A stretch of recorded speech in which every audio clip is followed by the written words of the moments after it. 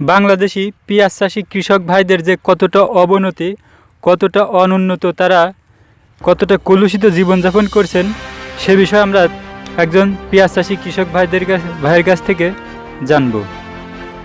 আচ্ছা, এই পেঁয়াজ চাষ সম্পর্কে এবং এই পেঁয়াজের দাম নিয়ে আপনাদের এবারকে ধারণা এবং আশঙ্কাটা কি করছেন, এবং এবার পেঁয়াজ উৎপাদনের খরচটা কীরকম, এই পেঁয়াজ চাষ সম্পর্কে যদি আমাদের একটু বলতেন।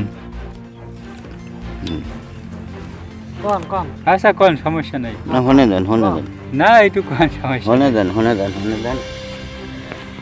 এই পেঁয়াজ লাগায় আমার তো হাতে হেরিকল পোতে বাস, পেঁয়াজ আর লাগাবো না। পেঁয়াজ লাগাবো না এই কারণে ভারতেতে সারিয়ে পেঁয়াজ নিয়ে আসে, কিন্তু এই বাংলাদেশের পেঁয়াজ দাম নাই। বাংলাদেশের পেঁয়াজ একদমই চলে না। আমরা তো এই পেঁয়াজ লাগাইয়া খুব একদম পথে বসিয়ে গেলাম। জমি দাগে পেঁয়াজ লাগাই, সে দাগ জমি বেশি এই পরিতের দাম হলো শোধ দেওয়া লাগে। এই পেঁয়াজ লাগাবো কে? এই পেঁয়াজ আর জীবনে লাগাবো না। পেঁয়াজ লাগাবার দায় আমার একদম শেষ হয়ে গেছি। লোক পাওয়া যায় না, আর যতই বা লোক পাওয়া যায় দাম বেশি, পেঁয়াজের দাম নাই।